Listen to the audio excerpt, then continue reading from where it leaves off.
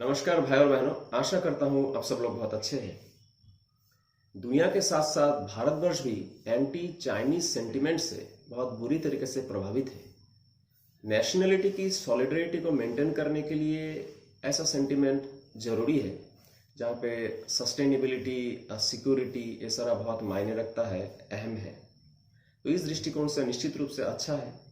लेकिन क्या सिर्फ एंटी चाइनीज सेंटिमेंट या चाइनीज प्रोडक्ट को बर्खास्त करना, नज़रअंदाज करना, उसको परचेज ना करना ही क्या हमारे जीवन का या हमारे देश की अल्टीमेट लक्ष्य होना चाहिए, या इसके परे भी हम लोग कुछ सोच सकते हैं? आइए वीडियो को शुरू करते हैं। इसमें दो चीज़ अहम है। एक हो गया पैसा की आउटफ्लो को बंद करना, दूसरा है जो चीज़ हम लेते हैं उसकी सब्स्टिट्यूट को ढूंढना। तो पैसा की आउटफ्लो चाइनीज गुड्स ना लेने से ही खत्म नहीं हो जाती है, क्योंकि भारत R&D में, मतलब रिसर्च एंड डेवलपमेंट में 0.6 to 0.7% अपने GDP का खर्चा करता है। और भारत में फार्मास्यूटिकल्स, डिफेंस का थोड़ा और थोड़ा बहुत एग्रीकल्चर छोड़ के रिसर्च की कोई फील्ड ही नहीं है। भारत की पैदान वैश्विक स्तर पे बहुत नीचे है। तो भारत ना बेस मटेरियल सरकारी तौर से बनाता है, ना ही प्राइवेट तौर पे, और ना ही इसका फिनिश्ड प्रोडक्ट है। तो हमें कोरिया या US या स्वीडन, फिनलैंड या ताइवान के ऊपर डिपेंडेंट होना पड़ेगा, जो पैसा की आउटफ्लो को नहीं रोकेगा, जारी रहेगा। और चाइना हो सकता है इससे डैमेज हो, लेकिन भारत की कोई लाभ नहीं है। इसका उपाय ढूंढना है। दूसरी चीज, सब्स्टिट्यूट फिनिश्ड प्रोडक्ट या रॉ मटेरियल भी हम लोग जो कि बाहरी देशों से ही लेंगे, हम अभी तक प्रोड्यूस नहीं कर पा रहे हैं। तो उसको लेके बनाएगा कौन? फिनिश्ड प्रोडक्ट लिए उसको बेचेगा कौन? रॉ मटेरियल लिए तो उसको फिनिश्ड प्रोडक्ट बना के बेचेगा कौन? भारत सरकार के पास अपनी तो सरकारी कंपनी है नहीं। जितने भी फैक्ट्री कंपनी थी उस सबको प्राइवेट सेक्टर में विलय कर दिया जा रहा है। शुरुआत कांग्रेस में नरसिम्हा राव के समय में हुआ था, बहुत ही कम और माइनर स्टेक बेचते थे, वो भी स्टेक लेवल के। वाजपेयी जी आए तो 7 लिमिटेड कंपनियों को, मतलब सरकारी कंपनियों को विलय कर दिया गया। मोदी जी आए तो 23 कंपनी जो डेटा के हिसाब से विलय कर दिया जा रहा है। एयर इंडिया भी अभी आ चुका है, ये भी जाएगा। और इसलिए भारत के पास स्वनिर्मित प्रोडक्ट देने का या बेस मटेरियल ला के भी स्वनिर्मित बनाने का कोई साधन नहीं है। तो हमें अल्टीमेटली डिपेंड करना पड़ेगा किसके ऊपर? प्राइवेट फैक्ट्री, प्राइवेट कंपनियों के ऊपर। एक बात आप लोग यहाँ पे जरूर गौर करें कि हमने चाइनीज गुड्स को या बाहरी गुड्स को बॉयकॉट कर दिया। सामान भारत के लोग भारत में ही पैसा से सामान खरीदे जो बाहर से रॉ मटेरियल से बनाया गया है। अब वो पैसा कहाँ गया? चाइना में तो नहीं गया, लेकिन वो पैसा कहाँ गया? तब यहाँ पे एक निश्चित रूप से प्रश्न उठता है कि पैसा जो है वो अगर भारतवर्ष के आम जनता के पास पैसा पहुंचा, तब वो देश, मतलब भारतवर्ष, राष्ट्रीय हित में धनी है। और अगर भारतवर्ष की पैसा कुछ पूंजीपतियों के जेब में पहुंचा, आम जनता से लेके, तो भारतवर्ष धनी तो है, लेकिन राष्ट्रीय हित में धनी नहीं है, पूंजीपतियों के हित में धनी है, जहां पे पर कैपिटा इनका मायने रखता है, ना ही जनसाधारण के उपयोगी परचेजिंग पावर कैपेसिटी। और पूंजीपति अपना पैसा अपने फायदे के हिसाब से इन्वेस्ट करेगा। वो देश में भी हो सकता है, विदेश में भी हो सकता है। अगर विदेश में हुआ तो उस कंडीशन में पैसा की आउटफ्लो होगी।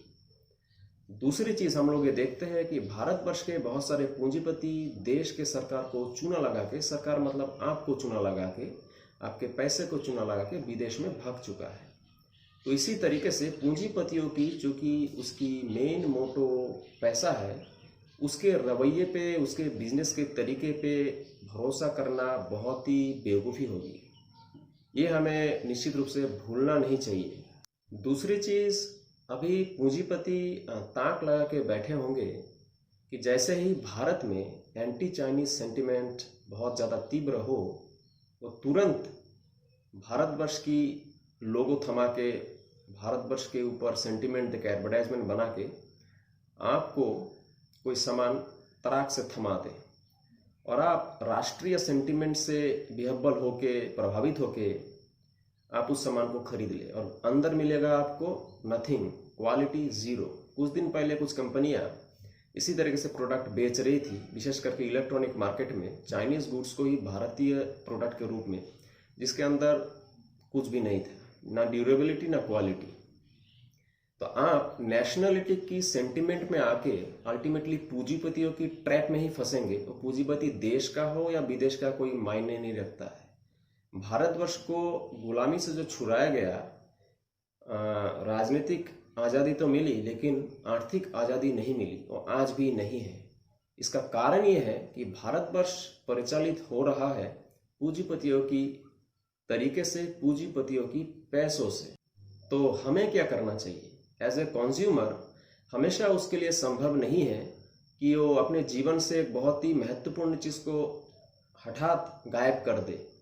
अगर हम इलेक्ट्रॉनिक्स मार्केट में मोबाइल की बात करें तो सस्ते प्राइस में, एफोर्डेबल प्राइस में अच्छी क्वालिटी चाइनीज मोबाइल प्रोवाइड कर रहा है। इसको हठात से कैंसिल करना और एक भारतीय किसी भी ब्रांड को जो पूंजीपति बनाया है उसको खरीदना मेरे हिसाब से आसान नहीं है, बेवकूफ़ी है। लेकिन क्या कंज्यूमर कोई सेक्रीफाइस नहीं करेगा? करेगा, राष्ट्रीय हित में निश्चित रूप से करेगा। सबसे पहले भारत कुछ नियम बनाए, वो ये कि जो भी चाइनीज चीज़ भारत के जो सेलर लोग खरीदते हैं बल्क में, उसके ऊपर निश्चित रूप से मेड इन चाइना टैग हो। बाहर से खरीद के मेड इन इंडिया या मेक इन इंडिया टैग मार के बेचने की प्रावधान ना हो, direct made in China he tag हो और एक कंज्यूमर के ऊपर डिपेंड करे कि वो खरीदे कि ना खरीदे। सरकार के पास बहुत बड़ी मशीनरी है जो वो हमेशा यूज करती है अपने प्रचार में। इलेक्शन के दौरान राष्ट्रीय भावना को जागरूक करने के लिए सरकार इस मशीनरी की यूज करे, जिससे दो फायदे होंगे। पहला तो भारत की पैसा की आउटफ्लो रुकेगा और भारत में जो छोटे छोटे कॉटेज इंडस्ट्री है, स्मॉल स्केल इंडस्ट्री है, छोटे छोटे एंटरप्रेन्योर है, इन लोगों की जीविका सुनिश्चित कर पाएंगे और ये लोग सरवाइव कर पाएंगे। दूसरी चीज, किस टाइप की चीज बर्खास्त हो? हम लोग दैनंदिन जीवन में जब बाजार में जाते हैं तो छोटे छोटे चीजों से टकराते हैं। चाइनीज ग्लास 50 रुपये की, कोई बनियान, बॉडी लुफा 20 रुपये की, छोटा सा ब्रश 30 रुपये की, पेंसिल चाइना की। तो इन सब के ऊपर जब टैग होगा तब कंज्यूमर निश्चित रूप से डिसाइड करेगा नहीं भाई हमें भारत की चीज खरीदनी है। और कंज्यूमर को बहुत बड़ी सेक्रीफाइस एट ए टाइम नहीं करना पड़ेगा, लेकिन वो अपने पूरे साल के दौरान हो सकता है वो देश की 10-15 हजार, 20-25 हजार रुपया बचा ले छोटे छोटे सेक्रीफाइस करके। और उसके बहुत सारे सब्सटीट्यूट प्रोडक्ट भारत में ऑलरेडी प्रिवेलिंग है, भारत की कंपनियां भी बना रहा है। लेकिन प्रॉब्लम यह है कि कंपटीशन में टिक नहीं रहा है क्योंकि सस्ता है। तो ये कंज्यूमर की सेंटिमेंट के ऊपर डिपेंड करे और सरकार इसको प्रचार करे। बहुत सारे फिल्म इंडस्ट्री के एक्टर है, हम लोग के स्पोर्ट्स स्टार है, वो लोग भी राष्ट्रीय हित में, राष्ट्र के सपोर्ट में इकोनॉमी को सर्वाइव कराने के लिए अपने अपने ट्विटर में, अपने अपने सोशल साइट में पोस्ट करें। इससे सरकार के ऊपर कोई बाउंडेशन में नहीं आएगी, क्योंकि बहुत सारे इंटरनेशनल ट्रीटी रहता है, सरकार एकदम से बर्खास्त नहीं कर सकता है। तो कंज्यूमर को तो जिम्मेदारी लेनी पड़ेगी, लेकिन छोटे छोटे स्टेप से ही बहुत सारी चीज किया जा सकता है। सेकंड चीज, सरकार को मैं एक सलाह देता हूं कि जो मोबाइल इंडस्ट्री है ये हाईली ग्रोइंग हाइपर इंडस्ट्री है। सरकार अगर एक इंडस्ट्री मोबाइल की लगा ले खुद की, भले उसकी बेस मटेरियल ताइवान से ले, यूएस से ले, फिनलैंड से ले, कहीं से भी ले, एक फैक्ट्री लगाते तो भारतवर्ष में बहुत सोर्स ऑफ इनकम हो सकता है, आम जनता को भी इसमें नौकरी मिलेगी और भारत की पैसा डायरेक्टली भारतवर्ष के पास जाएगा, मतलब आम जनता के जेब में जाएगा, ना कि पूंजीपतियों की जेब में। ये बात हमें गौर करना चाहिए। एक कंपनी जो भारतवर्ष की एक बहुत बड़ी आईएनएस, एक एयरक्राफ्ट कैरियर था, उसको जब सोल्ड आउट हुआ, उसको खरीद के उसका लोहा पिघला के भारतवर्ष की सेंटिमेंट डाल के उससे मोटरसाइकिल बना के हजारों हजार मोटरसाइकिल बेच दिए। टीवी एड में किसी भी चीज की ऊपर भारतवर्ष की सेंटिमेंट लगाने के लिए सेना दिखाई जाती है, भारतवर्ष की झंडा दिखाई जाती है, और लोग तराक से उस चीज को खरीद लेते हैं भारत के सेंटिमेंट में, तब जब भारतवर्ष खुद अपना ही प्रोडक्ट बेचेगा तब भारत के लोग क्यों नहीं खरीदेंगे? इस चीज को निश्चित रूप से सरकार को समझना चाहिए और सरकार की इकोनॉमी जो नीचे जा रहा है इसको बूस्टअप करने का एकमात्र तरीका है कि सरकार जो प्राइवेटाइजेशन की तरफ जो बेधड़क तरीके से आगे बढ़ रहा है उसको चेक करे और सरकारी कंपनियों को लगाए, सरकार स्वावलंबी बने, ना कि बाहरी एफडीआई और बाहर के लोन के ऊपर डिपेंडेंट बने। दूसरी चीज, सरकार रिसर्च एंड डेवलपमेंट में उसकी जो इन्वेस्टमेंट है उसको बढ़ाना बहुत जरूरी है, विशेष करके एग्रीकल्चर में और टेक्नोलॉजी, साइंस एंड टेक्नोलॉजी में, स्पेस रिसर्च में, ये सब चीजों में। नहीं तो भारत हमेशा इंपोर्ट करेंगे बेस मटेरियल, मतलब दूसरे देशों से, जिससे क्या होगा कि उस देशों में अगर कभी कोई पॉलिटिकल क्राइसिस या दूसरे किसी भी तरह की क्राइसिस हो तो भारतवर्ष में फिर से वही प्रॉब्लम होगा जैसे आज चाइना के साथ होने के कारण हो रहा है। तो रिसर्च जब वर्क बढ़ जाएगी तो भारत स्वतः अपना प्रोडक्ट खुद बनाना धीरे धीरे शुरू कर देगा। भारत में ह्यूज पोटेंशियलिटी है, भारत में सुपर कंप्यूटर है, बहुत सारी चीजों में इसरो भी आगे है, भारत की हर कंपनी अपने आप में हाईली पोटेंटिव है। दूसरी चीज, भारतवर्ष के हित में भारतवर्ष की सरकार पूरे दुनिया भर में अनाउंस करे कि आज पूरे विश्व के अलग अलग देशों में जहां पे भारतवर्ष के साइंटिस्ट, डॉक्टर, बहुत ज्यादा मेधावी जो स्कॉलर्स से अपना सेवा दे रहे हैं, उनको भारतवर्ष चाहता है वो अपने 10 ईयर जो वहां पे काम कर रहे हैं खत्म होने के बाद वो कृपया अपने देश सेवा में लौट के आए।